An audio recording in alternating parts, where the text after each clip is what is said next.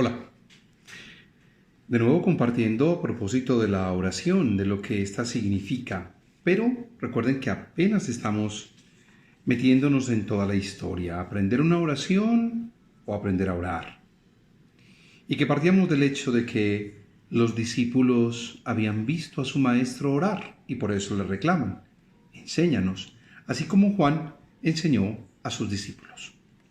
Luego, cuando podemos dar ese paso, decimos, es descubrir la oración.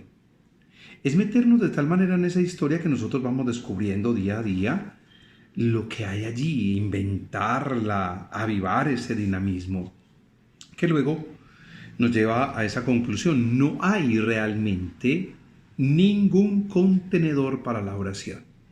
¿Sí? Yo puedo tener fórmulas. Aquí en mi mano tengo una muy sencilla que es la oración de los padres por los hijos. Es una fórmula. Y me la puedo repetir tantas veces y aprender casi de memoria, que es una de las condiciones hoy o de las situaciones que quiero proponerles a propósito de la oración. Porque si no hay ese contenedor, tenemos que aprender a vivir con la figura y la expresión de ese Jesús del Evangelio, que dice, tú en cambio. Jesús, sin duda, enseña una oración distinta. ¿Sí? Y eso nosotros debemos leerlo en el contexto en el que se pueden dar las cosas. Y Jesús realiza una catequesis sobre la oración. Y se coloca como de un lado de la religión. Porque incluso llega a llamar hipócritas a aquellos que creen que por utilizar muchas palabras los van a escuchar. No. Y por eso es interesante ese verso 6 del capítulo 6 de Mateo. Tú, en cambio. Ojalá esa oración nuestra, ese deseo de orar, se caracterizara por la obediencia a esa inquietante expresión, en cambio. Es la contraposición al formalismo. Es que a uno como lo enseñaron, a uno lo que le dijeron. No. Porque muchas veces esas expresiones están llenas, marcadas por un vacío rimbombante. Sí, irrelevante, porque podríamos decirlo en esos términos. Dicen mucho, pero en realidad no dicen nada. Una oración basada en ese en cambio tiene que abrirse a la vida. Y puedo compartirlo ahora a modo de poesía, ¿sí? Qué rico medirnos al compás de algunos aspectos de ese incómodo tú en cambio. Porque es que cuando me llaman al cambio, a asumir una actitud diferente, a promover algo distinto, me cuesta. Y allí es donde debemos clarificar. Hay recitantes y hay orantes. Comparto al menos algunos aspectos. Recuerden que la intención es seguir impulsando desde esa obra, orar cómo, cuándo, dónde y por qué, y que nosotros vivamos la experiencia. Hay quien recita las oraciones y hay quien reza, quien ora.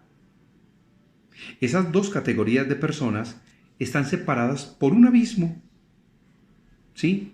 Porque una está afincada en la vertiente áspera y sombría del deber. ¿Ya recitó sus oraciones? ¿Usted ya dijo sus oraciones? Y la otra sobre la ladera vertiginosa y embriagadora del amor. Es decir, es tal el deseo de escalar, de llegar, que no hay un contenedor. Miren, el ejemplo es sencillo. Repito, tengo la oración aquí de los padres por los hijos. Hay papás que ni siquiera podrían decir yo oro por los míos. Y nos pueden enseñar, ora como padre por tus hijos, como esposo por tu esposa, y nos enseñarán fórmulas. Miren esto que es muy lindo. Señor Padre Todopoderoso, te damos gracias por habernos dado estos hijos. Es una alegría para nosotros y las preocupaciones, temores y fatigas que nos cuestan, las aceptamos con serenidad.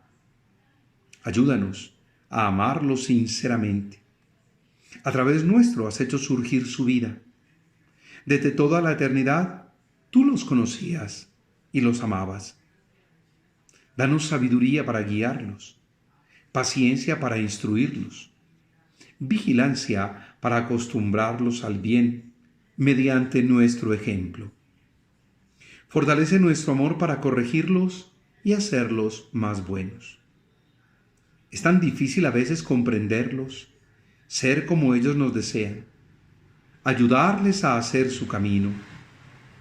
Enséñanos tú, Padre bueno, por los méritos de Jesús, tu Hijo y Señor nuestro. Amén. Lo acabo de hacer una vez. Es oración. Ay, no, esto tan hermoso, y lo repito en la mañana y lo repito en la tarde. Y es tal que después de 8 días de repetirlo, me lo puedo aprender. Claro, interesante, lo aprendí. Pero luego lo que hago es recitarlo. Lo vuelvo oración cuando voy midiendo cada expresión y lo hago con alegría. Padre Todopoderoso, Padre misericordioso. Hay una alabanza. Te damos gracias por habernos dado este hijo, estos hijos. Gratitud. Excelente eso. Y es una alegría para nosotros. Es una alegría haber dado vida. Y así lo reconoce en la oración. Con todo y que haya preocupaciones, temores y fatigas. Pero son expresiones que dejan ver luego cómo tantas cosas se asumen con serenidad. Y viene una petición: ayúdanos a amarlos sinceramente. Entonces yo ya me pregunto, ¿cómo estoy manifestando realmente lo que es ese amor a este hijo, a estos hijos?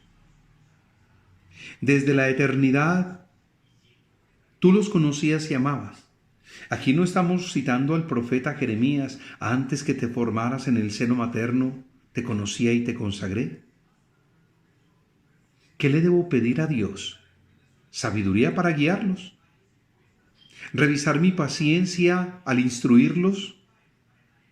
¿Qué tan atento y vigilante soy a sus costumbres, a sus comportamientos, para orientarlos de la manera más especial? Y hacerlo, obviamente, con un buen ejemplo, en el que ellos descubran y fortalezcan lo que es ese amor de padres, de esposos. Es interesante. Y como hijo de ese Dios Padre me encomiendo a Él diciendo: enséñame, Padre bueno, por los méritos de Jesús, tu Hijo amado y Señor nuestro. Fíjense cómo repito una fórmula, ¿sí?, que es la oración de los padres por los hijos. Pero adentrándome en cada expresión, puedo terminar haciendo oración. Y en la próxima compartiremos de verdad esa lista que diferencia lo que es un orante de un recitador, ¿sí? Hay marcadas diferencias, repito, y ojalá las pudiéramos conocer para orar de verdad. Y que tu gracia, Señor, inspire nuestra obra y nuestro deseo de orar. Siempre nos sostenga y acompañe, y que cuanto hagamos, obviamente después de meditar y de orar, para ponerlo todo en tus manos, brote de ti como de su fuente, se dirija a ti como a su fin, por el mismo Cristo nuestro Señor. Amén. Señor nos bendiga, nos guarde de todo mal, nos lleve a la vida eterna. Amén. Sigamos creciendo en la experiencia de la oración. Chao.